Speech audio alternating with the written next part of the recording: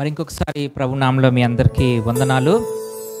ఈ మధ్య కాలంలో అనేకమైన శ్రమల నుంచి మనం వెళ్ళాం కాబట్టి దేవుడు లేఖన ఎలుగులో మన జీవితాలు మనం పరీక్షించబడినాయి. మనం కూడా లేఖనాలను చూస్తూ మనం పరీక్షించుకుంటూ పరిశోధిస్తూ మనం నేర్చుకోవాల్సిన విషయములు ఏమున్నాయి అనే విషయాలు మనం పరిశీలించి లేఖనాల్లో ఇప్పటివరకు మనం చూసాం. సో అటువంటి సందర్భంలో ప్రత్యేకంగా మనం ఇంతకు ముందు కూడా వాక్యం వెంబడే వాక్యాన్ని ఎక్స్పోజిషన్ని డ్యూటెరోనమీ ద్వితీయోపదేశ కాండాన్ని మనం చూసాం ఇంతకుముందు. ఇందులో కొన్ని భాగాలు మనం చూడటానికి ఈ దినాన్ని ప్రయత్నం చేద్దాము. కాబట్టి కొంత సమయం నాతో మీరు ఏకీభించాలని నేను ప్రత్యేకంగా రిక్వెస్ట్ మనం చేసుకుంటున్నాను. ద్వితీయోపదేశ కాండము 8వ అధ్యాయము మనం చూడగలిగితే ఇందులో 20 వచనాలు ఉన్నాయి. అయితే ఇందులో మొట్టమొదటిగా మొదటి 3 వచనాలు ఎవరైనా చదివి వినిపించగలరు? మీరు బ్రతికి అభివృద్ధి నొంది యెహోవా మీ పితరులతో ప్రమాణము చేసిన దేశమునకు పోయి దాన్ని స్వాధీనపరుచుకున్నట్లు నేడు నేను నీకు ఆజ్ఞాపించిన ఆజ్ఞలన్నిటినీ అనుసరించి నడుచుకొనవలెను. మరియు నీవు ఆయన ఆజ్ఞలను గైకొందువో లేదో నిన్ను శోధించి నీ హృదయములో ఉన్నది తెలుసుకున్నటకు నిన్ను అనుచు నిమిత్తమును అరణ్యములో ఈ 40 సంవత్సరములు నీ దేవుడైన యెహోవా నిన్ను నడిపించిన మార్గమంతటిని జ్ఞాపకం చేసుకునుము. ఆహారము వలననే గాక యెహోవా సెలవిచ్చిన ప్రతి మాట వలన నరులు బ్రతుకుదురని నీకు తెలియచేయుటకై ఆయన నిన్ను అణిచి నీకు ఆకలి కలుగ చేసి నీవే గాని నీ పితరులే గాని ఎన్నడూ ఎరుగని మన్నాతో నిన్ను పోషించుదను. Thank you. మరి ఈ యొక్క వాక్యాన్ని మనం చూడగలిగితే ఈ యొక్క ఇశ్రాయేలు వారిని ఐగుప్తు నుంచి వారు బయలుదేరి ఈ యొక్క కనాన్ వైపును వెళ్తున్న సమయంలో అనేకమైన యుద్ధాలు వారు గెలుస్తారు. అక్కడ అనేకమైన యుద్ధాల్లో వారు విజయాన్ని పొందుకున్నట్టుగా చూస్తుంటాం. సో ఆ సందర్భంలో ఇక్కడ 8వ అధ్యాయంలోకి వచ్చి మాట్లాడుతున్నప్పుడు ఇక్కడ కొన్ని ఎసెన్షియల్ విషయాలు, ప్రత్యేకమైన విషయాలని మోషే వీరికి రాస్తున్నట్టుగా మనం చూస్తున్నాం. అందులో మీరు గమనించి you shall carefully do this, మీరు చాలా కేర్ఫుల్గా చేయాలి. మొదటి వచనం బీ కేర్ఫుల్లీ టు డూ, మీరు జాగ్రత్తగా గమనించి చేయాలి. ఏముందండి అక్కడ? మీరు బ్రతికి అభివృద్ధి నొంది యెహోవా మీ పితరులతో ప్రమాణము చేసిన దేశమునకు పోయి దాన్ని స్వాధీనపరుచుకున్నట్లు నేడు నేను నీకు ఆజ్ఞాపించిన ఆజ్ఞలన్నిటినీ అనుసరించి నడుచుకొనవలెను. నేడు మీకు ఆజ్ఞాపించిన ఆజ్ఞలన్నీ మీరు గైకొనాలి. ఇక్కడ ఇంగ్లీష్లో కేర్ మాట వాడాడు. ఎందుకంటే జాగ్రత్త, ఎసెన్షియల్ థింగ్స్ ఏం చెప్తున్నాడు అనే విషయాన్ని చూస్తుంటే ఈ 8 అధ్యాయాలంతా కూడా 3 ప్రత్యేకంగా విషయాలు మనం చూస్తుంటాము. కేవలం ఈ అధ్యాయం మాత్రమే ఈ యొక్క ప్రయాణం అంతటిలో కూడా 3 ప్రత్యేకమైన విషయాలు చూస్తాం. ఏంటంటే మొట్టమొదటిగా దేవుడు చెప్పిన ఆజ్ఞలను ఆలకించండి. దేవుడు కట్టడలని మీరు జాగ్రత్తగా గమనించండి. Listen to the word of God, దేవుడు నండి అనే విషయాలు వారికి చెప్తున్నట్టుగా చూస్తాం. మొట్టమొదటిగా listen to the God's word, దేవుడు యొక్క మాటలు మీరు వినాలి అని చెప్తారు. రెండోది చాలా ఇంపార్టెంట్. రెండోది ఏంటంటే ఏదైతే మీ దేవుడు ఒక మాటని అది జ్ఞాపకము చేసుకోవడమును, మొదటి రెండోది చేసుకోవడం అనేది చాలా important. Remember the word of God. మూడోది చాలా ఇంపార్టెంట్. మూడోది ఏంటంటే మొదటిగా ఏం చెప్పాము మనం, మూడోది చూసుకున్నప్పుడు దాన్ని లోబడటం. అంటే ఏ మాట చెప్పబడుతుంది, ఏ వాక్యం చెప్పబడింది అది లోబడాలి అనే విషయాన్ని ఇక్కడ మనం చూస్తున్నాం. ఈ యొక్క 3 కూడా క్రైస్తవ జీవితంలో మనం కొనసాగింప చేస్తున్నప్పుడు, క్రైస్తవుడుగా మనం వెళ్తున్నప్పుడు మన జీవితంలో కూడా క్రిస్టియన్ లైఫ్, క్రైస్తవ జీవితంలో ఉండాల్సిన 3 ప్రత్యేకమైన విషయాలు, లేకపోతే దేవుడి దగ్గర నుంచి తీసుకోవాల్సిన ఆజ్ఞలు ఈ 3 తీసుకోవాలంటే దేవుడు ఒక మాటలు వినాలి, listening to the word of God, దేవుడు ఒక మాటలు వినాలి. రెండోది దేవుడు వాక్యాన్ని జ్ఞాపకం చేసుకోవాలి. మూడోది ఏ మాటలు విన్నామో ఏదైతే జ్ఞాపకం చేసినామో అది దేవుడు మాటలు లోబడడం, obeying the word of God అన్నది చాలా ఇంపార్టెంట్ అన్న విషయాలను చూస్తుంటున్నాం. మనందరికీ తెలిసి ఈ మాటలు వింటున్నప్పుడు దేవుడు వాళ్ళని ఎట్లాగా ఐగుప్తు నుంచి రాత్రి వారు బయలుదేరుతున్న సమయంలో వెంటనే ఎర్ర సముద్రం దగ్గరికి వచ్చిన ఎర్ర సముద్రం 2 పాయలు అవుతున్నప్పుడు అక్కడి నుంచి ఎడారుల నుంచి దేవుడు పగటి వేళలో మేఘస్తంభములాగా, రాత్రి వేళలో అగ్నిస్తంభములాగా దేవుడు ఎట్లాగా వాడిని నడిపేసి ఎవరు వాడిని ఏం కంచేసి కాపాడాడు వాడిని చూసాము. అట్లానే దేవుడు ఎట్లా వాడిని పోషించాడు, ప్రొవిజన్ అన్న విషయాన్ని మనం చూస్తుంటాం. దేవుడు ఒక గైడెన్స్, అట్లనే దేవుడు ఒక ప్రొటెక్షన్ని, దేవుడు ఒక ప్రొవిజన్. ఇది వారి జీవితంలోనే దేవుడు చేశాడా? మన జీవితంలో చేయలేదా? మన జీవితంలో కన్నా దేవుడు మనల్ని నడిపించాడు, అన్ని వేళలో నడిపించాడు. శ్రమల్లో మనం ఉన్నప్పుడు నడిపించాడు, హాస్పిటల్లో ఉన్నప్పుడు నడిపించాడు, సంతోషంగా ఉన్నప్పుడు నడిపించాడు. నడిపించడమే కాకుండా మనల్ని పోషించడమే కాకుండా మనల్ని కాపాడాడు. దేని నుంచి కాపాడాడు? పాపంలో పడిపోకుండా మనల్ని కాపాడాడు. అనేకమైన కష్టాల్లో ఉన్నప్పుడు మనల్ని ఇక్కడ కాపాడాడు. అనేకసార్లు ఈ కాపాడాడు అనే విషయంలో కేవలం కాపాడడం కాకుండా మనల్ని మన అవసరతల కన్నా దేవుడు తీర్చాడు. ఏ అవసరతలు ఉండొచ్చు, తీర్చవచ్చు. మనకు ఉద్యోగం కావాలి కాబట్టి మన ఉద్యోగం లేనప్పుడు ఉద్యోగాలు ఇచ్చాడు, భోజనం ఇచ్చాడు, మంచి ఆరోగ్యం ఇచ్చాడు. ఇవన్నీ నా ప్రొవిజన్స్ ఇచ్చాడు. ఐగుప్తు నుంచి వారికి వచ్చినప్పుడు కూడా వాళ్ళని దేవుడు ఐగుప్తు నుంచి విడుదల చేసి నడిపించాడు. వాళ్ళని ఎలా నడుచుకోవాలని మనకు ముందుగా ఉండి నడిచిన దేవుడుగా అని యెహోవా మనల్ని ముందుగా ఉండి నడిచిన దేవుడుగా అని మనం ముందుగా ఉండి నడిచినట్టుగా నడిపించాడు. అట్లనే ఏ శత్రులు వారి మీద దాడి చేయకుండా కాపాడాడు. అట్లనే ప్రొవిజన్ అంటే ఆకాశం నుంచి మనల్ని కురిపించాడు, బండ నుంచి నీళ్ళిచ్చాడు. అవన్నీ ప్రొవిజన్స్ అని ఇచ్చినట్టుగా చూస్తున్నాం. అంటే అక్కర్లు కూడా దేవుడు ఇచ్చినట్టుగా చూస్తుంటున్నాం. సో సర్వసాధారణంగా మనందరి జీవితంలో కూడా ఇవి అవుతున్నట్టుగా చూస్తుంటాం. అయితే ఇందులో చాలా ప్రత్యేకంగా ఇప్పుడు వరకు ఈ యొక్క ద్వితీయోపదేశ కాండంలో డ్యూటెరోనమీ 8వ అధ్యాయం మనం చదువుకున్నాం కదా. ఇందులో మల్టిపుల్ టైమ్స్ చాలాసార్లు పదే ఏం చెప్తున్నారు లేఖనాలు మనల్ని ఏం జ్ఞాపకం చేస్తుందంటే రిమెంబర్, జ్ఞాపకము చేసుకోండి. ఒకసారి చదువుదామా? ద్వితీయోపదేశ కాండం 8వ అధ్యాయము 2వ వచనం. మరియు నీవు ఆయన ఆజ్ఞలను గైకుందువో లేదో నిన్ను శోధించి నీ హృదయములో ఉన్నది తెలుసుకొనుటకు నిన్ను అనుచు నిమిత్తమును అరణ్యములో ఈ 40 సంవత్సరములు నీ దేవుడైన యెహోవా నిన్ను నడిపించిన మార్గమంతటిని జ్ఞాపకము చేసుకొనుము. ఏం జ్ఞాపకం చేసుకోవాలి? యెహోవా నీకు అరణ్యములో నడిపించిన ఈ యొక్క విషయాలను మీరు జ్ఞాపకం చేసుకోండి. And you shawl remember the whole way that the Lord your God has led you this 40 years in the wilderness. అరణ్యములో మీరు నడిచినప్పుడు మీరు నడిపించే విషయాలను మీరు జ్ఞాపకం చేసుకోవాలి. మనమేం జ్ఞాపకం చేసుకోవాలి?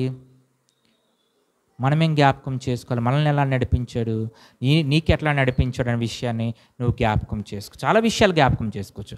ఇంకా మనం ఆరాధనలో కొన్ని విషయాలు జ్ఞాపకం చేసుకుంటాం. ఏంటంటే మనం ఇంకా పాపిలుగా ఉంటున్నప్పుడే ఆయన సిలువలో మరణించి ఆయన ప్రాణమును పెట్టి ఆయన ఆయన ప్రేమని మన పట్ల వెల్లడపడించాడు. రోమన్ రాసిన పత్రిక 5వ అధ్యాయం 8వ వచనంలో మనం చూస్తుంటాం. సో అట్లానే నేను కష్టాల్లో ఉన్నప్పుడు దేవుడు నన్ను ఆదరించాడు, నన్ను ముట్టాడు, నన్ను స్వస్థపరిచాడు, నా కన్నీరు తుడిచాడు అనే విషయాల్లో జ్ఞాపకం చేసుకుంటాం. సో అవన్నీ విషయాలు మీరు జ్ఞాపకం చేసుకోవాలి అనేక మోషే వారికి జ్ఞాపకం చేసుకోవాలంటే ఎలా చెప్తున్నాడంటే ఒక ఆజ్ఞలాగా. ఆజ్ఞ అంటే కాంప్రమైజ్ ఉండదు, నువ్వు జ్ఞాపకం చేసుకొని తీరాలి.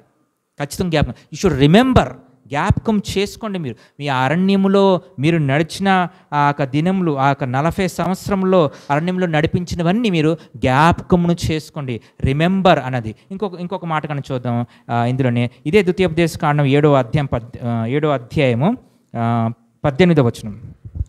నీ దేవుడైన యెహోవా ఫరోకును ఐగుప్తు దేశం అంతటికి చేసిన దానిని అనగా నీ దేవుడైన యెహోవా నిన్ను రప్పించినప్పుడు నీ కన్నులు చూచిన ఆ గొప్ప శోధనలను, సూచన క్రియలను, మహత్కార్యములను, బాహుబలమును, చాచిన చేతిని బాగుగా జ్ఞాపకం చేసుకొనుము. నీకు భయము పుట్టించుచున్న ఆ జనులందరికీ నీ దేవుడైన యెహోవా అలాగే చేయును. ఆ చాచిన చేతులు అంటే మోషే చాచడమే కాదు, కానీ దేవుడు చాచి ఎర్ర సముద్రం 2 పాయలు చేసి వారు అక్కడ నుంచి వెళ్ళడము, ఫరో దగ్గర నుంచి తప్పించడం అనే విషయములు, ఆ విషయాలన్నీ నువ్వు జ్ఞాపకం చేసుకో అనే విషయాలు చూస్తున్నావు. అట్లానే కొత్త నిబంధనలో ఎఫెసీయులకు రాసిన పత్రిక 2వ అధ్యాయంలో 11-12 వచనాలు మనం చూద్దాం. కాబట్టి మునుపు శరీర విషయములో అన్యజనులయుండి శరీరమందు చేతితో చేయబడిన సున్నతి గల వారు అనబడిన వారి చేత సున్నతి లేని వారు అనబడిన మీరు ఆ కాలమందు ఇశ్రాయేలులతో సహపౌరులు కాక పరదేశులను, వాగ్దాన నిబంధన లేని పరిజనులను, నిరీక్షణ లేని వారును, లోకమందు దేవుడు లేని వారినయుండి క్రీస్తుకు దూరస్తులై ఉంటురని మీరు జ్ఞాపకము చేసుకునుడి. క్రీస్తుకు దూరముగా ఉండేవారము, లేకపోతే ఎలెక్ట్ ఆ గుంపులో లేనివారుగా, అంటే క్రీస్తు దూరముగా ఉన్నవారం అంటే అర్థం ఏంటి? క్రీస్తుకు దూరంగా ఉన్నవారం అంటే ఎఫెసీయులకు రాసిన పత్రిక 1వ అధ్యాయంలో 2వ అధ్యాయం 1వ వచనంలో మీరు ఇంకానే పాపమును చేత అపరాధమును చేత చచ్చిన వారుగా ఉన్నప్పుడు అన్న మాట అక్కడ చూస్తుంటారు. చదవండి. మీ అపరాధముల చేతను పాపముల చేతను మీరు చచ్చిన వారై ఉండగా ఆయన మిమ్మల్ని క్రీస్తుతో కూడా బ్రతికించెను. అట్లాగా మనం ఉంటున్నప్పుడు ఆయన క్రీస్తుతో పాటు మనల్ని బ్రతికించాడనే విషయాన్ని మనం జ్ఞాపకమును చేసుకోవాలి. ఈ విషయాలు మనం జ్ఞాపకం చేసుకోవాలి. ఈ విషయాలు ఎందుకు జ్ఞాపకం చేసుకోవాలనే విషయాన్ని చెప్తున్నామంటే, ఇంతకుముందు కూడా మనం సాక్ష్యాలు చెప్పుకోవాలి అనే విషయాలు మేము మళ్ళీ జ్ఞాపకం చేసినా, ముందుకు వచ్చి మీరు సాక్ష్యం చెప్పండి అనే విషయాలను చెప్పానంటే, మనం ఈ విషయాలు చెప్తున్నప్పుడు క్రీస్తు మన జీవితంలో ఎట్లా చేశాడన్నాక ఆయన దైవత్వాన్ని చెప్తాము, అట్లానే దేవుడు మనల్ని మన పాపముని ఎట్లా ఒప్పించాడనే విషయాన్ని మనం చెప్పాలి. ఇది నా వలన కాదు, దేవుడు కృపని వల్ల విశ్వాసాన్ని బట్టి మాత్రమే అనే విషయాన్ని కూడా మనం చెప్పాలి సాక్ష్యములు. సో ఆ విషయాలను మనం జ్ఞాపకం చేసుకోవాలి. ఇంకొక వచనాన్ని చూద్దాం. 2 పేతురు 1వ అధ్యాయం 12వ వచనం.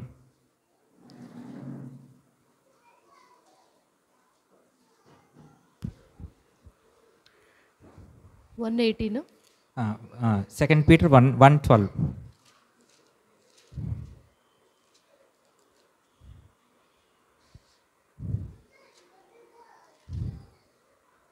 కాబట్టి మీరు ఈ సంగతులను తెలుసుకుని మీరు అంగీకరించిన సత్యమందు స్థిరపడి ఉన్నను వీటిని గూర్చి ఎల్లప్పుడూ మీరు జ్ఞాపకము చేసుకున్నటకు సిద్ధముగా ఉన్నాను. వీటి గురించి అంటే జ్ఞాపకం చేయుటకు సిద్ధముగా ఉన్నాను. వీటి కొరకు అంటే ఏంటి? ముందు నుంచి చదవాలి, కొంచెం చదవండి. ఇవి మీకు కలిగి విస్తరించినడలా అవి మన ప్రభువైన యేసుక్రీస్తును గూర్చిన అనుభవ జ్ఞాన విషయములో మిమ్మును సోమరులైనను నిష్ఫలులై కాకుండా చేయును. ఇవి ఎవరికి లేకపోవునో వాడు తన పూర్వ పాపములకు శుద్ధి కలిగిన సంగతి మరచిపోయి గ్రుడ్డివాడును దూరదృష్టి లేనివాడు నగును. అందువలన సహోదరులారా, మీ పిలుపును ఏర్పాటును నిశ్చయము చేసుకున్నటకు మరి జాగ్రత్త పడుడి. మీరిట్టి క్రియలు చేయువారైతే ఎప్పుడునూ తొట్టిల్లరు. అలాగున మన ప్రభువును రక్షకుడైన యేసుక్రీస్తు యొక్క నిత్య రాజ్యములో ప్రవేశము మీకు సమృద్ధిగా అనుగ్రహింపబడును. కాబట్టి మీరు ఈ సంగతులను తెలుసుకుని మీరు అంగీకరించి సత్యమందు స్థిరపడి ఉన్నను వీటిని గురించి ఎల్లప్పుడూ మీకు జ్ఞాపకము చేయుటకు సిద్ధముగా ఉన్నాను. సత్యమును కొరకు స్థిరపడినాము అనే విషయంని. సత్యము అంటే ఏంటి? What is the truth? సత్యం అంటే ఏంటి? సత్య मतलब क्या है? आपको कुछ मालूम है? सुने आपने? సత్యం అంటే ఏంటి? ఐ యామ్ ద ట్రూత్ అని ప్రభువారు అన్నాడు. క్రైస్ట్ హిమ్సెల్ఫ్ ది ట్రూత్ కదా, ఆయనే సత్యము, ఆయనే వాక్యమై ఉంటున్నాడు. సో ఆ సత్యం అంటే క్రీస్తు వందు స్థిరపడ్డం అనే విషయాన్ని మనం జ్ఞాపకం చేసుకోవడం, అది మనం జ్ఞాపకం చేసుకోవాలి. It's not an option, it's a commandment. It's a commandment. ఇది ఆజ్ఞ అయి ఉంది. ఇది చేస్తే చేయలేత లేదని చెప్పడం కదా, ఇది ఖచ్చితంగా మీరు చేయాలి. Should remember we should remember. వాక్యంలో స్థిరపడాలి, మనం వాక్యంలో స్థిరపడాలి. ఆ విషయంలో మనం చేస్తూ వాక్యాన్ని బట్టి సరి చేసుకో విషయంలో మనం అలా చేసుకోకపోతే దూరదృష్టి కలిగిన వారు, మందదృష్టి కలిగిన వారు, గుడ్డివాడు అనే మాటలు చూస్తున్నాం. అట్లా కాకుండా వాక్యాన్ని మనం చూసుకుంటూ మనల్ని పరీక్షించుకుంటూ సరి చేసుకుంటూ వాక్యంలో స్థిరపడిన వారుగా, వాక్యం పట్ల ఆసక్తి కలిగిన వారుగా మనం వెళ్ళాలి. కాబట్టి ఎన్ని విషయాలు మనం ఎందుకు చూస్తున్నాం అంటే పదే సార్లు 8వ అధ్యాయంలో మీరు ఏం చేయాలంటే మొట్టమొదటిగా జ్ఞాపకమును చేసుకుని రిమెంబర్ అనే విషయాన్ని చూసాం. మొదటిగా లెసన్ అంటే దేవుడు ఒక మాటని ఆలకించనే విషయాన్ని చూసాము మొదటిగా. రెండోది ఏంటంటే ఇక్కడ చూస్తున్నాము రిమెంబర్, జ్ఞాపకం చేసుకోండి. దేవుడు మిమ్మల్ని ఎట్లా అని విడుదల చేశాడు, దేవుడు ఎట్లా సహాయం చేశాడు, దేవుడు వాక్యమును జ్ఞాపకం చేసుకోండి అనే విషయాల్లో మనం చూస్తుంటాం. ఇంకొక వచనాన్ని చూద్దాం. ఇదే 8వ అధ్యాయము ద్వితీయోపదేశకాండం 8వ అధ్యాయము 18వ వచనం. కాగా నీ దేవుడైన యెహోవాను జ్ఞాపకము చేసుకొనవలెను, ఎలయనగా తాను నీ పితరులతో ప్రమాణము చేసినట్లు తన నిబంధనను నేటివలే స్థాపింపవలనని మీరు భాగ్యము సంపాదించుకున్నటకై మీకు సామర్థ్యము కలుగచేయువాడు ఆయనే. మీకు సామర్థ్యంను కలుగచేసేవాడు ఆయనే అనే మాట ఎందుకు అంటున్నాడంటే వీళ్ళు కొంత ముందుకెళ్ళిన తర్వాత ఏం చేస్తారంటే మా బాహుబలమును బట్టి, మా శక్తిని బట్టి మేము చేసాము అనుకొని ఆయన చెప్పడాన్ని మనం చూస్తుంటాం. కేవలం వారే కాదు, మన జీవితంలో కూడా అనేక సార్లు మనం ఎట్లా ప్రవర్తిస్తుంటామంటే నా శక్తిని బట్టి, నా బలాన్ని బట్టి. మన పిల్లల్ని ఎంత డబ్బున్నా మన శక్తిని బట్టి మనం చదివించలేము, మన బలాన్ని బట్టి మనం చదివించలేము. ఒకవేళ చదివించగలమేమో పర్వాలేదు, చదివిస్తామేమో, బాగా చూసుకోగలమేమో, వాళ్ళకి కావాల్సిన పెట్టగలం. కానీ వారు పాపంలో పడకుండా ఉండడం అనే విషయంలో మన వల్ల కాదు, అది మన వల్ల కాదు, దేవుడే కాపాడాలి. అయితే మనం వాళ్ళకి వాక్యం నేర్పించాలి, భయాన్ని నేర్పించాలి, దేవుడి పట్ల భయం నేర్పించాలి, అవన్నీ ఉండాలి. కానీ మనం జ్ఞాపకం చేసుకోవాలంటే దేవుడే చేస్తాడు, దేవుడే నా పట్ల కని చేశాడు. కాబట్టి మనం ఎప్పుడు ఏం చెప్తుంటా అంటే ఈ రక్షణ యెహోవాదే, ఇది అందరూ చెప్తారు. కానీ మనం ఏం చెప్తామంటే నేను ఇంకా పాపిగా ఉన్నప్పుడు ఆయన నన్ను ప్రేమించాడు, ఆయనే నేను పశ్చాత్తాపడేట్లాగా ఆయన చేశాడు, ఆయనలో నేను పాపం నొప్పుకున్న హృదయంని ఆయనే నాకు ఇచ్చాడు, నా మనోనేత్రంలో ఆయనే తెరిచాడు అనే విషయాన్ని మనం చెప్తుంటాం. నేను విశ్వాసం చేశాను కాబట్టి నా కొరకు పాస్టర్ గారు ప్రార్థన చేశారు కానీ, లేకపోతే ఎవరో ప్రార్థన చేశారని, లేకపోతే ఉపవాసం ఉన్నానని, లేకపోతే ఏదో దర్శనం వచ్చిందని రక్షణ పొందుకున్నాను అని చెప్పడం కాదు. మనం ఏం చెప్తామంటే దేవుడే చేశాడు అని నేను జ్ఞాపకం చేసుకుంటాం. మనం జ్ఞాపకం చేసుకోవాలి. మనం ఇంకా అపరాధులుగా ఉండగా, పాపములతో ఉంటగా, ఆ చీకటి జీవితంలో ఉంటున్నప్పుడు దేవుడే అందు నుంచి మనల్ని తీసుకొచ్చాడు. దేవుడే పశ్చాత్తాపడే మనసునిచ్చాడని మనం జ్ఞాపకం చేసుకో. రిమెంబర్ యువర్ గాడ్, రిమెంబర్ అనే విషయాన్ని మనం ఇక్కడ చూస్తున్న జ్ఞాపకం చేసుకోవాలని ఇది అనేక సార్లు రిపీటెడ్గా ఇక్కడ చాలా ఇంపార్టెంట్గా చేసినట్టు చూస్తున్నాం. అయితే ఈ కొత్త నిబంధనలకు చాలాసార్లు మనం చూస్తున్నప్పుడు ఇక్కడ అపోస్తలుడైన పేతురు రాసిన పత్రికలో 2వ అధ్యాయము పేతురు 1వ అధ్యాయము 12-18 వచనాలు మనం చదువుకుందాం. 12-18 వచనం. కాబట్టి మీరు ఈ సంగతులను తెలుసుకొని మీరు అంగీకరించి సత్యమందు స్థిరపడి ఉన్నను, వీటిని గూర్చి ఎల్లప్పుడూ మీకు జ్ఞాపకము చేయుటకు సిద్ధముగా ఉన్నాను. 18 మేము ఆ పరిశుద్ధ పర్వతం మీద ఆయనతో కూడా ఉండిన వారమై ఆ శబ్దము ఆకాశము నుండి రాగా వింటిమి, మరియు ఇంతకంటే స్థిరమైన ప్రవచన వాక్యము మనకున్నది. తెల్లవారి వేకువ చుక్క మీ హృదయములో ఉదయించు. ఇక్కడ ఇంతకైనా స్థిరమైన ప్రవచన వాక్యం ఉన్నదంటే అర్థం ఏంటి?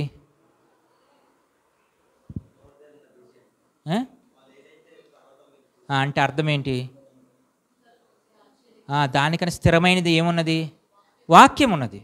అది చెప్తున్నాడు ఆయన. అంటే అక్కడ ఏం జరుగుతుందంటే ఆ పర్వతం మీదకి వెళ్తున్నప్పుడు వారు యేసుప్రభు వారితోను మోషేని ఇక్కడ చూస్తారు. అక్కడ చూసినప్పుడు దర్శనాలు చూస్తే ఆ శిష్యులు ఏమంటారంటే ఇక్కడే పర్ణశాలలు, ఇక్కడే టెంట్ కట్టుకుని ఉండిపోతాము అని చెప్తున్నప్పుడు అట్లా దేవుడు అలౌ చేయలేదు. అక్కడ ఆయన ఇంతకన్నీ స్ట్రాంగ్ది, ఇంతకని బలమైనది ఉన్నదని చెప్తూ ఇక్కడ ఈ మాటలని మనం ఎందుకు చెప్తున్నాం అంటే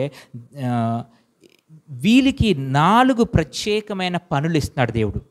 వాళ్ళకి కేవలం వాళ్ళకి కాదు, మనకు కూడా 4 ఇంపార్టెంట్ మినిస్ట్రీస్ మనకి ఇవ్వబడి ఉన్నది. ఏంటి ఇవ్వబడి ఉన్నది అని చూస్తుంటే, దేని కొరకు సిద్ధపడి ఉన్నామని చేత మొట్టమొదటిగా ఇక్కడ మనం చూడాల్సింది ఏంటంటే, దేని నుంచి మనం తీసుకుని దేవుడు మనల్ని పరీక్షిస్తాడు. మొట్టమొదటిగా దేవుడు మనల్ని పరీక్షిస్తాడు. అయితే దేవుడు పరీక్షిస్తాడు అన్న విషయాన్ని మనం అంటున్నప్పుడు, ఇంతకుముందు కూడా అడిగాను కదా, అసలు దేవుడు ఎవరినైనా ఎందుకు పరీక్షిస్తాడు? ఇక్కడ ఇజ్రాయేల్లో ఈ బిడ్డలందరినీ ఈ యొక్క అరణ్యంలో వెళ్ళినప్పుడు దేవుడు పరీక్షించి పరిశోధించి పరిశీలించి చూస్తాడంటారు కదా. సో ఎందుకు పరీక్షించి, ఎందుకు పరిశోధించి చూస్తాడు అంటే, వారు హృదయముని శోధించడం అంటే ఇంకొక మాటలో పరీక్షించి కదా. శోధించడం అన్నా పరీక్షించడం అన్నా టెస్ట్ చేయడం అన్నా ఒకటే మాట. సో వాళ్ళని టెస్ట్ చేస్తాడు, వాళ్ళని పరీక్షిస్తాడు. సో వాళ్ళని పరీక్షిస్తాడు, వాళ్ళని శోధిస్తాడు, వాళ్ళని టెస్ట్ చేస్తాడు అనే విషయాన్ని చెప్తున్నప్పుడు నేను అనుకోవాలి, నన్ను పరీక్షించడము, నన్ను శోధించడము, నన్ను పరిశీలించి చూస్తాడు. ఎప్పుడైనా చేశాడా దేవుడు అట్లా వెళ్ళామా? సో ఎందుకు పరీక్షిస్తాడు? అసలు పరీక్షించడం అంటే ఏంటిది? అసలు ఎలా పరీక్షించాడు అంటే, ఈ మాటలు నేను చెప్తున్నప్పుడు నా ఉద్దేశం ఏంటంటే, లేదా దేవుడు మన ఉద్దేశంలో ఏం కలిగి ఉంటాడంటే, నువ్వు ఆలోచన చేయాలి. మనం ఈ మాటలని వాక్యాన్ని ధ్యానం చేసినప్పుడు దేవుడు ఏ విషయంలో నన్ను పరీక్షించాడు నేను ఇప్పుడు జ్ఞాపకం చేసుకోవాలి. ఎందుకు పరీక్షించాడు?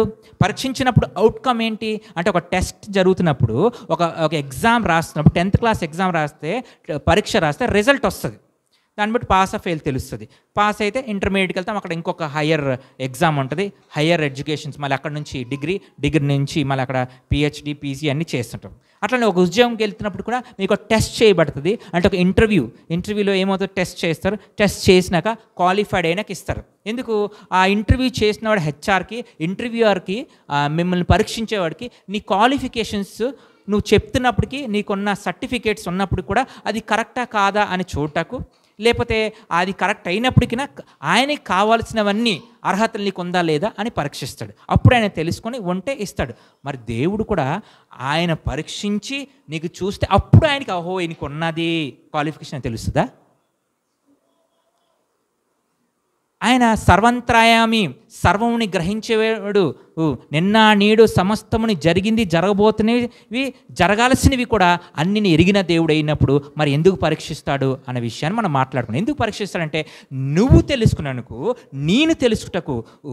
అంటే ఆ పరీక్షలో వెళ్తున్నప్పుడు నువ్వు ఫెయిల్ అయిపోతావు నువ్వు ఖచ్చితంగా అని నువ్వు తెలుసుకోవాలి.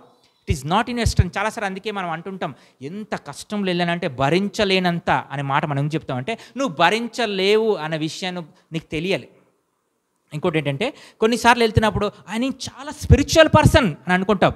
బట్ నీ స్పిరిచువల్ పర్సన్ ఎట్లా ఉంటుందంటే, నువ్వు పాపంలో నువ్వు పడిపోతావు. పరిశోధించినప్పుడు you'll fall in a sin. నువ్వు పాపంలో పడిపోతావు. యువర్ ప్రైజ్, యువర్ డివోషన్ అవన్నీ కనుక కొన్నిసార్లు పనికిరాదు. You'll fall down.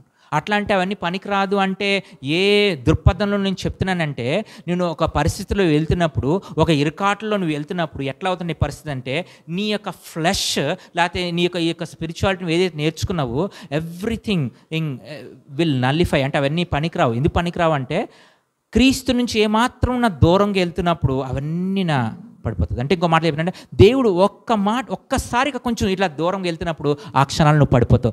అట్లా పడిపోయేట్లాగా చేసేవాడు ఆయనే. ఇప్పటివరకు మనం మాట్లాడుకున్నాం కదా, ఆయనే నేను పడిచేస్తాడు, ఆయనే నీకు మంటల్లో పడిచేస్తాడు, ఆయనే నీకు గాయపడుస్తాడు, ఆ మంటల నుంచి కూడా ఆయనే తీస్తాడు, పాపం నుంచి కూడా ఆయనే తీస్తాడు. అట్లా అంటున్నప్పుడు ఒక చిన్న ప్రాబ్లం ఉంది.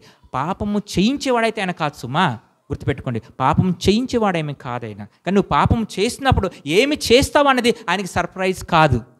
ఓకే, బట్ ఇవన్నీ మనం ఎందుకు చూస్తున్నాం మనం అంటే, ఆయన పరీక్షిస్తాడు. మొట్టమొదటిగా అక్కడ 3 విషయాలు చూస్తాము. Listen the word of God, remember the word of God, obey the word of God అని 3 విషయాలు చూస్తాం. ఇక్కడ 4 విషయాలు మళ్ళీ చూస్తాం. ఏంటంటే, దేవుడు ఏం చేస్తాడంటే, మొట్టమొదటిగా హీ విల్ టెస్ట్ యూ, ఆయన పరీక్ష చేస్తాడు. బట్ వై ఎందుకు పరీక్షిస్తాడు, వీరిని ఎందుకు పరీక్షించాడు అనే విషయాన్ని చాలా ఇంపార్టెంట్. ఎందుకు పరీక్షిస్తాడు? Everyone should go test. Without test there is no further. దానికి ఏమంటారు ఫర్దర్గా అంటే, ముందుకి వెళ్ళడానికి అవకాశం లేదు నీకు. పై క్లాసులకి వెళ్ళాలంటే పరీక్ష రాస్తేనే వెళ్తాం కదా, పరీక్ష రాయకుండా ఎట్లా వెళ్తాం? సో పరీక్షల నుంచి వెళ్ళాలి. Are you going through test? ఒకసారి మనం చూడగలిగితే, is it I'm going to the test. ఆ టెస్ట్లో వెళ్తున్నప్పుడు నేను ఏమి కనుక్కున్నా? దేవుడు ఏం కనుక్కోవడానికి కాదు సుమా, అట్లా ఆలోచన చేయకూడదు. దేవుడికి అన్నీ తెలుస్తుంది. అసలు టెస్ట్ పెట్టకుండానే, నువ్వు టెస్ట్ రాయకుండా ఎన్ని మార్కులు వస్తాయి ఆయనకు తెలుసు. తెలియదంటారా? ఇన్నోసెంట్. నువ్వు పలకకుండానే, నువ్వు అడగకుండానే ప్రార్థనలో నువ్వు అడిగింది నీ తలంపు కూడా ఆయనకు తెలుసు కదా. సో వై ఈజ్ టెస్ట్ అంటే నీవు తెలుసుకోవాలి. మొట్టమొదటిగా నేను ఏం తెలుసుకోవాలి, మనం ఏం తెలుసుకోవాలి? మల్టిపుల్ టైమ్స్ ఇది మనం మాట్లాడుకుంటాం. ఏం తెలుసుకోవాలంటే మనం నేను పాపిని అని తెలుసుకోవాలి. నాలో సమస్తమైన సముద్రం అంత భ్రష్టత్వం నాలో ఉన్నదని తెలుసుకోవాలి. ఐ కెనాట్ డూ ఎనీథింగ్ అని తెలుసుకోవాలి వితౌట్ యూ. అందుకే ఇంతకు ముందు కానీ ఈ ప్రశ్న అడిగాం. దేవుడు 10 ఆజ్ఞలు ఇచ్చాడు. 10 ఆజ్ఞలు ఎందుకు ఇచ్చాడు? మనల్ని నెరవేర్చమని ఇచ్చాడు కదా, నెరవేర్చమని ఇచ్చాడు. అయితే పాత నిబంధన నుంచి కొత్త నిబంధన వరకు, మొదటి పుస్తకం నుంచి ఆఖరి పుస్తకం వరకు ఎవరైనా నెరవేర్చినట్టుగా ఉన్నదా? ఎవరు నెరవేర్చలేకపోయారు. ఎవరు నెరవేర్చడనే విషయంలో దేవుడు తెలియదా? తెలుసు. మరి ఎవరు నెరవేర్చడని తెలుసు, నెరవేర్చమని చెప్తున్నాడు, మరి ఎందుకు ఇచ్చినట్టుగా? ఎప్పుడైనా ఆలోచన చేసాం మనం? 10 ఆజ్ఞలు ఇచ్చాడు, నెరవేర్చమని చెప్తున్నాడు, నెరవేర్చాల్సిందే, దానికి నో కాంప్రమైజ్. కానీ నెరవేర్చలేమనే విషయం కూడా ఆయనకు తెలుసు. గమనిస్తున్నాం మనం? We cannot do. మరి ఎవరు నెరవేర్చాడు? యేసు ప్రభువు వారు మాత్రమే నెరవేర్చారు. అయితే ఎందుకు ఇచ్చాడు అన్న విషయం చాలా ఇంపార్టెంట్ ఇక్కడ. గమనిస్తున్నారా? ఎందుకు ఇచ్చాడంటే ఇవన్నీ చేస్తున్నప్పుడు యూ విల్ ఫెయిల్. నువ్వు చెయ్యలేవు, నీ వల్ల కాదు. అప్పుడేమవుతుంది? నా దేవా, నా ప్రభువా, నేను చేయలేను ప్రభువా. మనం హైదరాబాద్ భాషల్లో ఒక మాట అంటాం తెలుసా? నీ బాంచందనయ్యా అంటారు. అంటే అర్థం విన్నారే మాట ఎప్పుడైనా? అంటే నీ దాసుడిని నేను, నీ బాంచందని అని సాష్టాంగ నమస్కారం పడిపోయి, చేతులు 2 జోడి కాలు మీద పడిపోయి నీ బాంచందనయ్యా అంటాం కదా. అంటే ప్రభు దగ్గర పడిపోవాలి. నా వల్ల కాదు ప్రభు, you have to do it. నా వల్ల కాదు, నేను చెయ్యాలనుకుని నేను చేయలేను. దెన్ గాడ్ హిమ్సెల్ఫ్ నీలో ఉంటూ నీతో చేయించిన వాడు క్రీస్తు. నువ్వు ఆత్మీయ ఉంటే అక్కడ కొనసాగింప చేసేవాడు ఆయన. కాబట్టి ఈ విషయాలు నువ్వు తెలుసుకోవాలి. అందుకే ఇవన్నీ ఏం చేస్తున్నట్టు గాడ్ టెస్ట్స్ యూ. దేవుడు నిన్ను పరీక్షిస్తాడు. పరీక్షిస్తున్నప్పుడు do you know what is your weakness? నీ బలహీనత నువ్వు తెలుసుకోగలుగుతున్నావా? నువ్వు తెలుసుకోగలిగినట్టుగా నీకు చేస్తాడు, నడిపిస్తాడు. కొన్నిసార్లు కొన్ని విషయాలు తెలుస్తున్నప్పుడు, ఓ ఈ 30 సంవత్సరాలు 40 సంవత్సరాలతో ఇప్పుడే పుట్టాను, ఇప్పుడే తెలుసుకున్నట్టుగా కొన్ని విషయాలు మనకు తెలుస్తుంటాయి. అరే ఇది ఎప్పుడో తెలుసుకుంటే బాగుందే, ఇప్పుడు తెలుసుకున్నాను అన్నట్టుగా అనిపిస్తుంది. ఎప్పుడైనా అనిపించే మీకు అట్లాంటి ఎక్స్పీరియన్స్ ఉన్నాయా? ఇప్పుడు తెలుస్తుందా నాకు ఈ విషయాలు, అప్పుడే తెలుసుంటే ఎంత బాగుందో అనిపిస్తాయి కొన్ని విషయాలు. కొన్నిసార్లు మన జీవితం అంతా అయిపోయిన తర్వాత ఎంత పెద్ద పొరపాటు నేను చేసేసానా, ఎంత పెద్ద తప్పు చేసేసానా, అయ్యో అయ్యో ఎంత పెద్ద పొరపాటు అయిపోయింది అని తెలుస్తుంటుంది. ఇటు కూడా చిన్నది అవ్వచ్చు, పెద్దది అవ్వచ్చు, ఏదైనా అవ్వచ్చు. కానీ నువ్వు తెలుసుకున్నావు చూసా, అది ఇంపార్టెంట్. తప్పు చేయడంలో మానవుడు ఎవరైనా చేస్తాడు, పొరపాట్లు చేస్తారు, పొరపాట్లు క్షమించబడుతుంది. కానీ ఇక్కడ చాలా ఇంపార్టెంట్ అంటే ఆ పొరపాట్లు ఒప్పుకోవడం అనేది చాలా ఇంపార్టెంట్. ఇక్కడ గమనించండి, చాలాసార్లు పరిశుద్ధత, ప్రేమ, క్షమాపణ, మంచితనమును, ప్రేమించడము, ఇవన్నీ చెప్తుంటాం. ఇవన్నీ బయటన కన్నా బోధించబడుతుంది, చెప్పబడుతుంది. కానీ క్రైస్తవ జీవితంలో క్రిస్టియన్గా బిబిలికల్ లవ్, బిబిలికల్ దానికి ఏమంటారు, సాక్రిఫికేషన్, లేకపోతే డిసిప్లిన్, ఈ క్రమశిక్షణ లేకపోతే పరీక్ష అన్నది ఈ చాలా డిఫరెన్స్ ఉన్నది. ఎంత డిఫరెన్స్ ఉందని చెప్తే ఎంత వ్యత్యాసం ఉందంటే, భూమికి ఆకాశంకి ఎంత డిఫరెన్స్ ఉన్నదో అంత డిఫరెన్స్ ఉంటుంది బయట ఇక్కడ చెప్పేది. అంటే అర్థం ఏంటంటే, పరిశుద్ధంగా ఉండమంటే నువ్వు పరిశుద్ధంగా ఉండమని చెప్పట్లేదు క్రీస్తు. ఇక్కడ ఉండలేవు కూడా. నీలో క్రీస్తు ఉంటూ నీవు పరిశుద్ధంగా ఉన్నావు కానీ నడిపిస్తాడు. అదే మార్టిఫికేషన్ అని మనం చూస్తాం అక్కడ. అంటే మన శరీరాన్ని మనం నలగపెట్టుకోవడము, మన శరీరాన్ని మనం బాగాని శరీరాన్ని చంపుకోవడం అనే విషయాన్ని మనం చూస్తాం. అట్లా దేవుడు మనల్ని తీసుకెళ్తాడు అనే విషయాన్ని చూస్తాం. సో అక్కడ పరీక్షించుకోవడం అన్న విషయాన్ని మొదటి 2 వచనాలు, ఈ ద్వితీయోపదేశకాండం మనం చదువుతున్నాము, మొదటి 2 వచనాలు మనం అక్కడ చూసాము. ఆ 2 వచనంలో you shall remember the whole way that the Lord your God led you.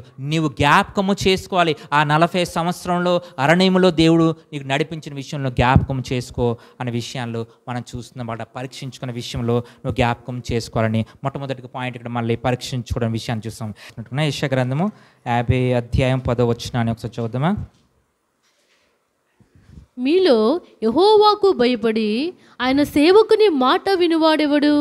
వెలుగు లేకయే చీకటిలో నడుచువాడు యెహోవా నామమును ఆశ్రయించి తన దేవుని నమ్ముకొనవలెను. యెహోవాని ఆశ్రయించి తన దేవుణ్ణి నమ్ముకోవడం అనే విషయాన్ని ఈ మాటలు ఎందుకు జ్ఞాపకం చేస్తున్నాం అంటే, ఇదే యెషయా గ్రంథము 56వ అధ్యాయంలో ఇంకొక మాట ఏముంటుందంటే, నువ్వు పాపమును చేసినప్పుడు ఏం చేయాలంటే దేవుణ్ణి ఆశ్రయించాలి, దేవుడి దగ్గరికి వెళ్ళాలి అనే విషయాన్ని మనం చూస్తుంటాం. సో ఇక్కడ ప్రత్యేకంగా మనం ఈ యొక్క ద్వితీయోపదేశకాండం 8వ అధ్యాయంలో మొదటి 2 వచనాల్లో మనం చూస్తుంటున్నప్పుడు ఇక్కడ చూడాల్సిందంటే పరీక్షించబడము, మనం పరీక్షించబడ్డం అని చూస్తుంటాం. అట్లానే 3వ వచనాల్లోకి మనం వెళ్తున్నప్పుడు ఒకసారి 3వ వచనాన్ని మనం చదువుదాం. ఇదే ద్వితీయోపదేశకాండము 8వ అధ్యాయము 3వ వచనం. ఆహారము వలనే కాక యెహోవా సెలవిచ్చిన ప్రతి మాట వలన నరులు బ్రతుకుదురని నీకు తెలియచేయుటకు ఆయన నిన్ను అణిచి నీకు ఆకలి కలిగ చేసి నీవే గాని నీ పితరులే గాని ఎన్నడూ ఎరుగని మన్నాతో నిన్ను పోషించెను. ఇక్కడ ఏం చూస్తున్నాం? ఈ 3వ వచనాల్లోకి మనం వెళ్తున్నప్పుడు అంటే దేవుడు నేర్పించడం, దేవుడు బోధించడము, దేవుడు టీచ్ చేయడమును నేర్పించడం అనే విషయం చూస్తున్నాం. ఏం నేర్పిస్తున్నాడు? ఆకలిని ఆయనే పుట్టించి ఆహారం కన్నా ఆయనే ఇస్తున్నాడు. ఒక విషయం చూడండి, చాలాసారి గమనించడం లేదు, కొంతమందికి ఆకలి లేదు, కొంతమందికి ఆకలి వేస్తుంది, ఆకలి వేసినా కావాల్సిన భోజనం ఉండదు కొంత దగ్గర. కొంతమందికి ఆకలి ఇది, ఆకలి అయిపోయి డాక్టర్ దగ్గరికి వెళ్ళి ఆకలి వేయటకు మెడిసిన్ తీసుకుంటాము. అప్పుడు మనం ఆ ఆకలి వేసిన తర్వాత ఆ భోజనం తింటాం, మళ్ళీ ఆ భోజనం తిన్నంత జీర్ణం చేసుకుని ఇంకో మెడిసిన్ వేసుకోవాలి. ఆకలి వేయడానికి మెడిసిన్ తీసుకుంటాం, ఆకలి వేసినాక తిన్నాక మెడిసిన్ తీసుకుంటాం. అట్లనే ఈ విషయాలు ఏం చెప్తుంటే అది భౌతిక విషయాల అన్ని విషయాలు చెప్తే, ఆత్మీయ జీవితంలో అయినా ఫిజికల్ లైఫ్లో అయినా దేవుడే ఆకలిని పుట్టిస్తాడు. ఆకలిని పుట్టించిన తర్వాత ఆహారం కూడా ఆయన ఇస్తాడు. సో ఆ విషయంలో ఇక్కడ ఏం చెప్తాడంటే దేవుడు నేర్పిస్తున్నాడు. దేవుడు ఏం నేర్పిస్తున్నాడు ఇక్కడ అంటే, నీవు కేవలం ఆహారాన్ని బట్టి మాత్రమే బ్రతకడం కాదు, కానీ దేవుడి నోటి నుంచి ప్రతి ఒక్క మాటని బట్టి బ్రతుకును. ఇదే మాటలు కొత్త నిబంధనలు మనం ఎక్కడ చూస్తాం? మనం మత్తయి సువార్త 4వ అధ్యాయం 4వ వచనంలో ఏం చూస్తుంటే, దేవుడి నుంచి దేవుడి నోటి నుంచి వచ్చిన ప్రతి మాటని బట్టి మనం బ్రతుకుము. చదవండి అది సరే.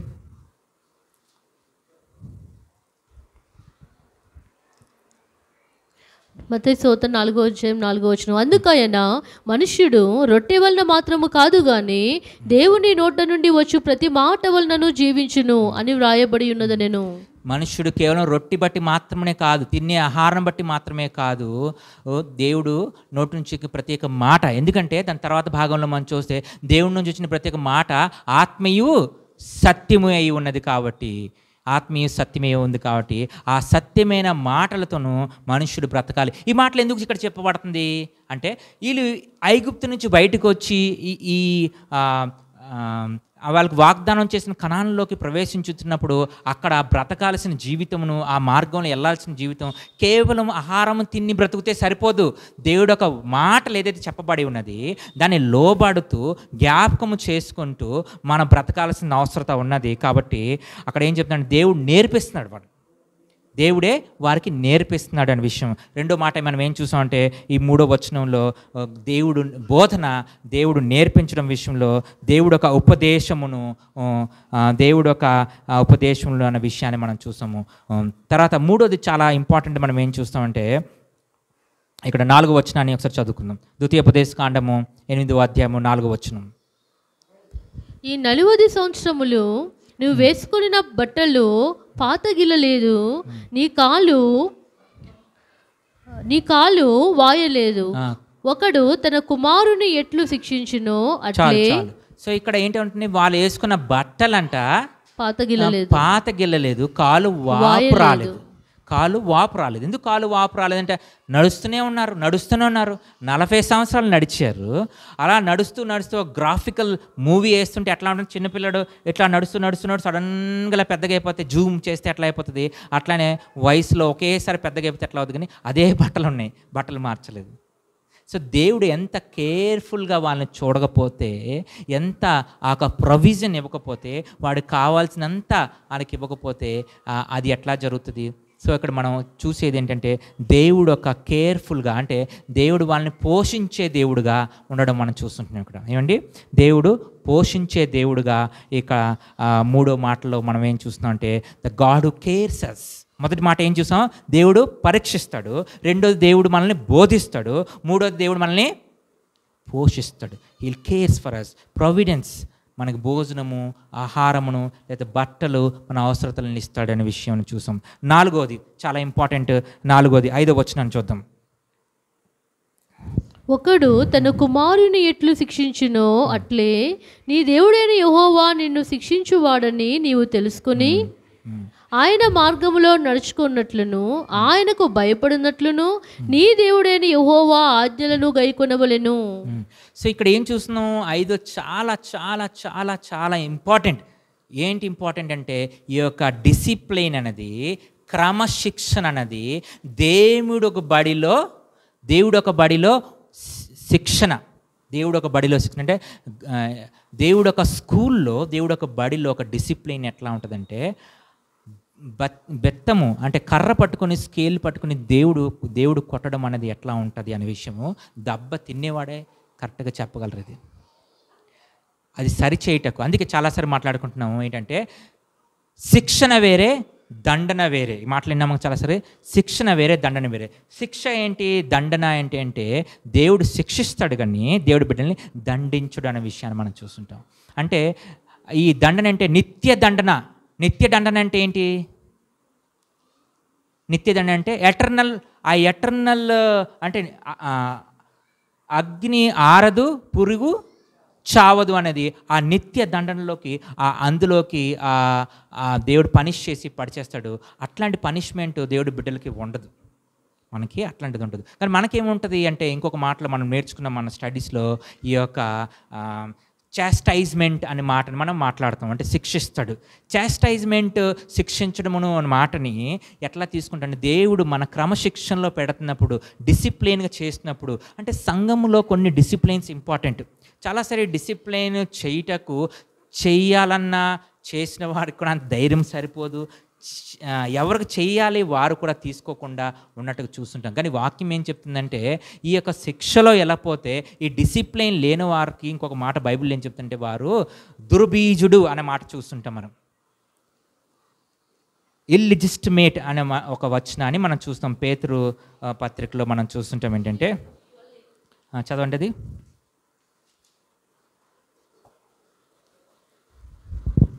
హెబ్రీ 12వ అధ్యాయము 8వ వచనం. ఎన్నోదండి రెఫరెన్స్ చెప్పండి. హెబ్రీ 12వ అధ్యాయము హెబ్రీ 12 8వ వచనం. కుమారులైన వారందరూ శిక్షలో పాలు పొందుచున్నారు.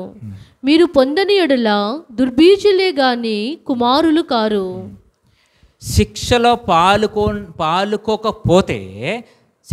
పాలుకోకపోతే మీరు కుమారులు కాదు, దుర్బీజులు. మీరు కుమారులు కాదు. ఇంకా కొంచెం ముందు చూస్తే అక్కడ, అట్లా శిక్షని తీసుకోకపోతే మీరు దూరదృష్టి కలిగిన వారు, మంద దృష్టి కలిగిన వారు అన్నట్టుగా మనం చూస్తుంటాం. సో డిసిప్లైన్ అనేది చాలా ఇంపార్టెంట్. సో ఈ యొక్క డిసిప్లైన్ లేకపోతే, ఈ యొక్క చాస్టైజ్మెంట్ లేకపోతే, ఈ యొక్క శ్రమలో వెళ్ళకపోతే కుమారత్వం అంటే మళ్ళా ఇక్కడ కేవలం పురుషులకి అని కాదు, కానీ స్త్రీలు అంటే వాళ్ళ బిడ్డలు అవ్వటకు అర్హత ఎట్లా వస్తుందంటే, ఈ యొక్క శ్రమల నుంచి వెళ్తున్నప్పుడు, అందుకే యోబు ఒక మాట అంటాడు. మనం పోయిన వారాన్ని మనం చూసుకున్నాం. నేను ఎరుగుతిని అంటే శ్రమల నుంచి వెళ్తున్నప్పుడు దేవుడు పరిశీలించినప్పుడు నేను సువర్ణముగా మారుతానని నాకు తెలుసు అనే మాట యోబు గ్రంథంలో ఆయన చెప్తున్నట్టుగా చూస్తుంటాం. అది ఎక్కడ ఉందనేది ఇప్పుడు ఏమంటుంది? యోబు 23:10 చదవండి. నేను నడుచు మార్గము ఆయనకు తెలియను, ఆయనను శోధించిన తరువాత నేను సువర్ణము వలె కనబడుదును. ఆయన శోధించిన తర్వాత నేను సువర్ణముగా కనిపించును. So how is this confident is coming from him? ఎట్లా వస్తుంది? ఎట్లా చెప్పగలుగుతున్నాడు ఇది? యోబు ఆయనకు శోధించిన తర్వాత ఆయన సువర్ణముగా, సో బంగారంలాగా వస్తానని ఎట్లా కాన్ఫిడెంట్? ఆయనలో ఉన్న కాన్ఫిడెంట్ అది ఎట్లా, దేని బట్టి చెప్పగలుగుతున్నాడు? నన్ను శోధించిన తర్వాత, నన్ను పరీక్షించిన తర్వాత, నన్ను టెస్ట్ చేసిన తర్వాత, ఎవరు? దేవుడు టెస్ట్ చేసిందా? టెస్ట్ చేయబడుతుందని తెలుసు, కానీ టెస్ట్ చేసిన తర్వాత ఖచ్చితంగా I will come like as gold, more than gold, సువర్ణం కోసం ఎట్లా చెప్పగలుగుతున్నాడంటే, దేవుడు ఏదైతే మొదలు పెడతాడో అది సగంలో వదిలిపెట్టాడు, ఆయన సంపూర్ణంగా చేస్తాడు. అయితే దేవుడు ఏం మొదలు పెట్టాడు అన్నది ప్రశ్నించుకోవాలి. What God started in you? దేవుడు ఏం మొదలు పెట్టాడు? రక్షణ కార్యం నీతిలో మొదలుపెట్టాడు కాబట్టి అది తుదముట్టే వారికి ఈ నీలో సంపూర్ణ వచ్చేసి అందుకే శాల్వేషన్ అనేది ప్రజెంట్ పాస్ట్ ఫ్యూచర్ అన్నట్టుగా మనం చూస్తున్నాం. కాబట్టి ఇందులో ఈ ప్రాసెస్లో వెళ్తున్నప్పుడు శాంటిఫికేషన్ ఇవన్నీ మనం చూస్తాం. అంటే పరిశుద్ధత అనే జీవితాన్ని మనం చూస్తుంటాం. ఈ పరిశుద్ధ జీవితంకి ఈ యొక్క డిసిప్లిన్ అన్నది కన్నా చాలా ఇంపార్టెంట్. కాబట్టి సంఘములో లేకపోతే దేవుడి బిడ్డల్లో ఈ క్రమశిక్షణ లేకపోతే డిసిప్లైన్ అనేది చాలా ఇంపార్టెంట్ అనే విషయాన్ని ఇక్కడ మనం చూస్తుంటాం. కాబట్టి ఈ డిసిప్లైన్ అనేది చాలా ఇంపార్టెంట్. ఈ డిసిప్లైన్లో వెళ్తున్నప్పుడు దేవుడే కొన్నిసార్లు మనం మాట్లాడుకున్న ప్రకారం ఆ మంటల్లాంటి పరిస్థితుల్లో వేస్తాడు. ఇబ్బంది కొలిమిలో నీకు వేస్తాడు అంటున్నాడు. ఆ ఇబ్బంది కొలిమిలో వేసేవాడు ఆయనే. అందులో వేసిన తర్వాత అందులో ఆ ఇబ్బంది కొలిమిలో నువ్వు నడుచుతున్నప్పుడు నీతో నడిచిన వాడు ఆయనే అనే విషయాలు మనం చూసాము. శద్రక్ మెషక్ అబ్నిగో ఆ మంటల్లో పడుతున్నప్పుడు వారితో పాటు ఆయన ఉన్నాడు. బయటకు వచ్చినప్పుడు వారు ఉన్నాడు. మన జీవితంలో కన్నా శ్రమలో వెళ్తాము, శ్రమల్లో ఆయన కూడా మనం ఉంటాడు, శ్రమ నుంచి బయటకని తీసుకెళ్తాడు. ఎన్నిటి విషయంలో ఒక్క మాట ఏం చూస్తుంటే డిసిప్లైన్, క్రమశిక్షణ అనేది ఖచ్చితంగా ఉండాలి. క్రమశిక్షణ లేకపోతే ఆయన దేవుడు బిడ్డలు కారు, ఆయన దుర్బీజులు అన్నట్టుగా మనం చూస్తుంటున్నాం. కాబట్టి ఖచ్చితంగా శ్రమల్లో వెళ్ళాల్సిన అవసరం. 4 విషయాలు మనం చూస్తాం ద్వితీయోపదేశకాండం 8వ అధ్యాయంలో. మొదటిగా దేవుడు పరీక్షిస్తాడు.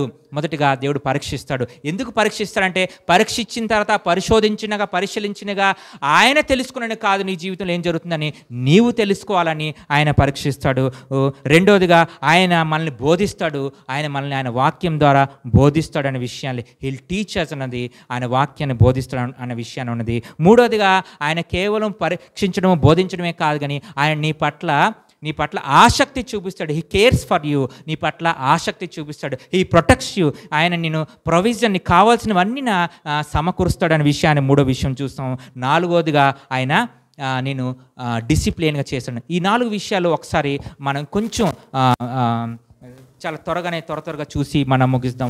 మొదటిగా మనం ఇందులో చూసుకున్న ప్రకారం పరీక్షిస్తాడు అనే విషయాన్ని మనం చూసుకుంటున్నప్పుడు ఎలా పరీక్షిస్తాడు అనే విషయాన్ని మనం చూద్దాం. ఎలా పరీక్షిస్తాడంటే సింగిల్గా, వ్యక్తిగతంగా, alone, you are only the person. నిన్ను పర్సనల్గా హీ విల్ టెస్ట్ యూ.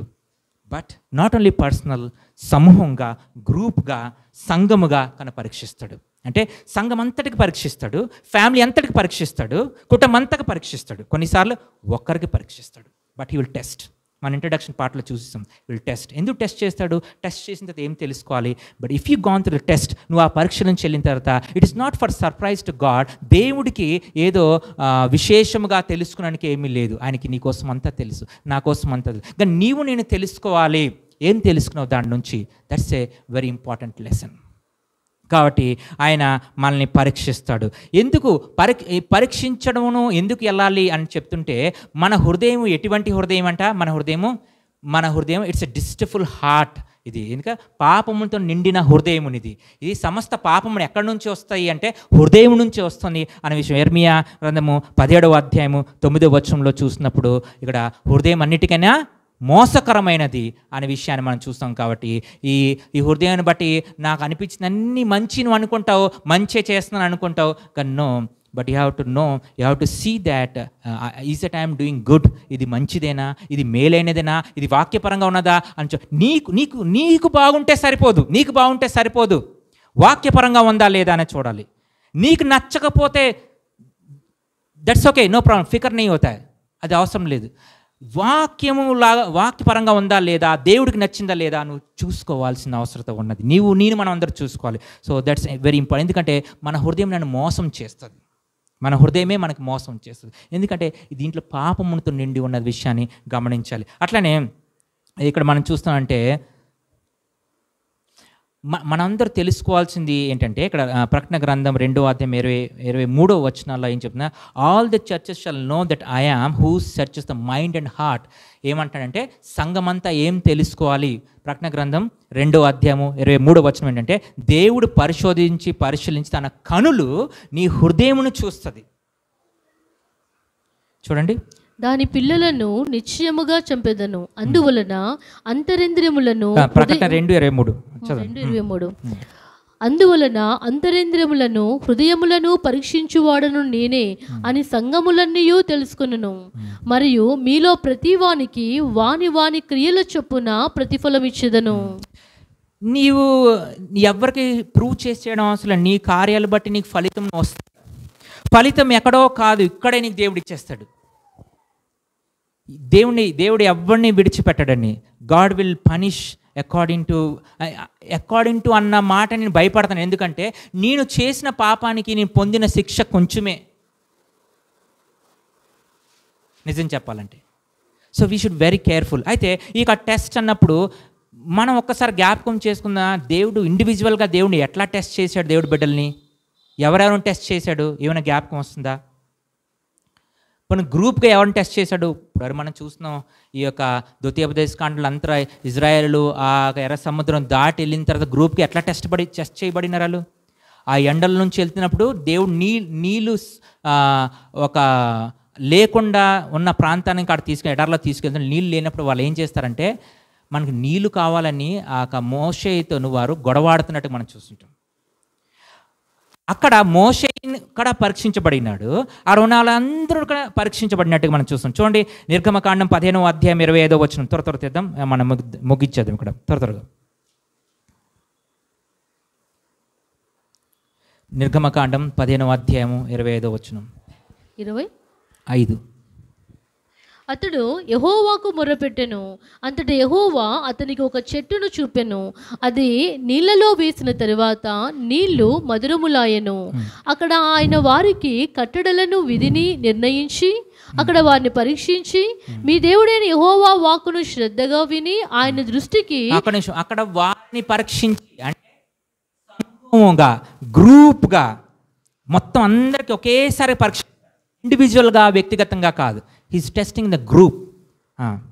వారిని పరీక్షించి, మీ దేవుడైన యెహోవా వాక్కును శ్రద్ధగా విని ఆయన దృష్టికి న్యాయమైనది చేసి ఆయన ఆజ్ఞలకు విధేయులై ఆయన కట్టడలన్నిటినీ అనుసరించి నడిచిన యెడల నేను ఐగుప్తీయులకు కలుగ చేసిన రోగములలో ఏదియో మీకు రానియను, నిన్ను స్వస్థపరిచే యెహోవాను నేనే అనెను. చాలు. ఇక్కడ ఏం చెప్తాడంటే, గమనించి కేర్ఫుల్గా ఆయన వాక్యాన్ని గమనించి, ఆయన కట్టడలను గమనించి మీరు నడుచుకోవాలనే విషయాన్ని ఇక్కడ మనం పరీక్షించినప్పుడు అది చాలా ఇంపార్టెంట్. ఎవరైనా నేను చాలా చేయగలను, చూడగలను అంటే నో, వి కెనాట్ డూ, మన స్ట్రెంత్ అని సరిపోదనే విషయానికి. సో చాలా రెఫరెన్సెస్ ఉన్నాయి, తర్వాత మనం చూద్దాం. ఇదే ద్వితీయోపదేశకాండంలో మనం ఇప్పుడు చదువుతున్న 8వ అధ్యాయంలో మనం 16వ వచనంలో కూడా ఈ విషయాలు మనం చూడగలం. ఒకసారి ఈ విషయం చూసి ఇక్కడ నుంచి మనం తుదకు నీకు మేలు చేయవలనని నిన్ను అనుచుటకు శోధించుటకును నీ పితరులు ఎరుగని మన్నాతో అరణ్యమున నిన్ను పోషించెను. Beware lest you say in your heart my power and mighty hand have. ఎన్నో చదువుతున్నారు మీరు? 16వ వచనం, 8వ అధ్యాయం, ద్వితీయోపదేశకాండము 8వ అధ్యాయం 16వ వచనం. 17 వరకు చదవండి. అయితే మీరు మా సామర్థ్యము, మా బాహుబలము, ఇంత భాగ్యము మాకు కలుగ చేసినని అనుకుందురేమో. కాగా నీ దేవుడైన యెహోవాను జ్ఞాపకము చేసుకొనవలెను. ఎలయనగా తాను నీ పితరులతో ప్రమాణము చేసినట్లు తన నిబంధనను నేటి వరకు స్థాపింపవలనని మీరు భాగ్యము సంపాదించుకున్నటకై మీకు సామర్థ్యము కలుగ చేయువాడు ఆయనే. ఇక్కడ వీరు ఏం చేస్తారంటే, అక్కడ ఐగుప్తు నుంచి దాటొచ్చిందాక కనాను వైపు వెళ్తున్నప్పుడు ఆ యుద్ధాలన్నీ గెలిచి ఆడికి వచ్చిన తర్వాత మా సామర్థ్యాన్ని బట్టి మేము పొందుకున్నాము, లేకపోతే మా టాలెంట్ని బట్టి, మా భుజ బలాలు బట్టి అనుకున్నప్పుడు దేవుడు జ్ఞాపకం చేస్తున్నాడు. It's God not you.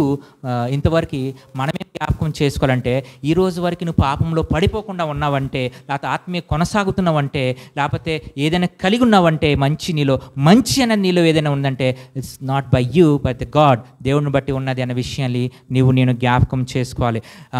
మొదటిగా అప్పుడు ఏం చూసామంటే, సమూహంగా దేవుడు పరీక్షించమని చూసాము.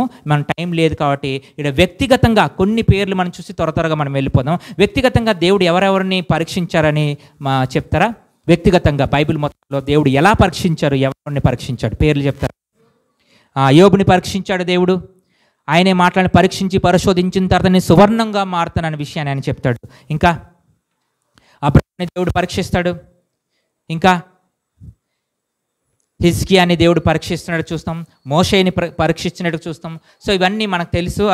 ఆ రెఫరెన్స్లో మనం వెళ్ళట్లేదు, మనకు టైం లేదు కాబట్టి ఒక మాటలో దేవుడు పరీక్షిస్తాడు. సమూహంగా పరీక్షిస్తాడు, కుటుంబంగా పరీక్షిస్తాడు, సంఘంగా పరీక్షిస్తాడు, గ్రూప్గా పరీక్షిస్తాడు అనే విషయాన్ని. పరీక్షించడం అయితే ఖాయము. పరీక్షించబడాలి అనే విషయాన్ని మనం చూస్తుంటాం. అక్కడ నుంచి మనం త్వరగా ఇక్కడ అయితే దేవుడు పరీక్షించినప్పుడు దేవుడు ఎట్లా పరీక్షిస్తాడు, అపవాది పరీక్షించినప్పుడు అపవాది ఎట్లా పరీక్షిస్తాడు అన్న విషయాన్ని కూడా మనం చూడాలి. ఇక్కడ మనకు టైం లేదు ఆ డిఫరెన్సెస్ మనం చూడటకు. మనం 4 పాయింట్లు అనుకున్నాం కాబట్టి జస్ట్ 5 మినిట్స్లో మనం ఫినిష్ చేద్దాం. దేవుడు నేర్పిస్తాడు అన్న విషయాన్ని మనం చూసాము. దేవుడు నిన్ను నన్ను నేర్పిస్తాడు. ఎట్లా నేర్పిస్తాడు అన్నప్పుడు ఆకలిని పుట్టిస్తాడు. ఆకలి వేసినప్పుడు ఆహారం ఇచ్చి ఆయన ఏం చెప్తాడంటే ఈ ఆహారం బట్టే కాదు కానీ ఆయన నోటి మాటను బట్టి మనం బ్రతుకుతాము అనేది ఆయన మనం టీచ్ చేస్తాడు అనే విషయాన్ని మనం చూసాము. అట్లానే మనల్ని కేర్ఫుల్గా మనల్ని మన పట్ల ఆసక్తి కలిగి ఉంటుంది అనే విషయాన్ని మనం చూసాము. దాంట్లో మనం ఏం చూసాం, మనకి ఏమి కావాలి, భోజనం విషయంలో, వస్త్రత విషయంలో, ఆత్మీయ జీవిత విషయంలో, అన్ని విషయంలో కన్నా గాడ్ కేర్స్ ఫర్ అస్ అనేది మన కొరకు చూస్తాడు, మనల్ని చేస్తాడు. అందుకే ఎంత కేర్ఫుల్గా మనం చూస్తాడంటే తన బిడ్డల్ని ముట్టుకున్న వాడిని తన కంటి పాపని ముట్టుకున్నట్టుగా అని లేఖనాలు చెప్తున్నాయి. చాలా వచనాలు ఉన్నాయి ఇక్కడ రెఫరెన్సెస్, కానీ మనకు టైం లేదు కాబట్టి అది మనం అందుకే దాని తర్వాత ఆఖరిగా మనం చూసామంటే క్రమశిక్షణ కొరకు మనం చూసాము. దేవుడు ఎట్లాగా క్రమశిక్షణ చేస్తాడు అనే విషయం, తన తండ్రి పిల్లవాడు క్రమశిక్షణలో బెత్తం పట్టుకొని ఎట్లా కొడతాడు, లేదా టీచర్ తన స్కూల్లో బెత్తం పెట్టుకొని స్కేల్ పెట్టుకొని కర్రతను ఎట్లా కొడతాడు, అంతంతకన్నా ఎక్కువగా దేవుడు తన కుమారుల విషయంలో తన బిడ్డల విషయంలో క్రమశిక్షణలోకి చేస్తాడు. ఆ క్రమశిక్షణ అన్నది ఇట్లాగా ఈ మాటలతోనూ పోలిస్తే కాదు, దేవుడు ఎట్లా చేస్తాడంటే కావాల్సి బై ఇంటెన్షనల్గానే ఆయన మంటల్లో పడిచేస్తాడు. ఆ మంటల్లో కూడా ఆయన ఉంటాడు, దాని నుంచి బయట తీసుకెళ్తాడు. గాయం పెట్టేవాడు ఆయనే, గాయం కట్టేవాడు అనే విషయాలు కూడా మనం చూసాం. కాబట్టి ఇక్కడ నేను ఆపి మొదటిగా మూడు మాటలు మనం నేర్చుకున్నాం ద్వితీయోపదేశ కాండంలో క్లుప్తంగా ఓవర్వ్యూగా ఆ 3 విషయాలు చెప్పి నేను ఆపుతున్నా. మొదటిగా ఏంటంటే ఆయన ఏంటి ఈ అధ్యాయం అంతటిలో సింపుల్గా 3 విషయాలు మనం ఏం నేర్చుకుంటామంటే, please make a note this, ఈ 3 విషయాలు జ్ఞాపకం చేసి 3 విషయాలు చాలా మొట్టమొదటిగా లిజన్ అంటే మొట్టమొదటిగా ఆజ్ఞ కమాండ్ ఏం చెప్తుంది, మొదటి వచనంలోనే ఉండాల్సింది, ఆయన మాటని జాగ్రత్తగా గైకొనండి, ఆయన మాటని జాగ్రత్తగా వినండి, ఆయన వాక్యాన్ని వినండి. రెండోది రిమెంబర్ జ్ఞాపకం చేసుకోండి, ఆయన మాటలను జ్ఞాపకం చేసుకోండి, ఆయన చేసిన సహాయాన్ని జ్ఞాపకం చేసుకోండి, ఆయన చేసిన మేలుని జ్ఞాపకం చేసుకోండి. నేను ఎక్కడి నుంచి తీసుకొచ్చాడు, ఎటువంటి పరిస్థితుల నుంచి నేను తీసుకొచ్చాడు, రిమెంబర్ అని తీసుకున్నాం. మూడోది చాలా ఇంపార్టెంట్, ఒబే, నువ్వు లోబడాలి అనే విషయాన్ని చూసాం. వాక్యాన్ని లోబడాలి, మనుషుల్ని కాదు, మనుషుల్ని సంతోషపరచ కాదు.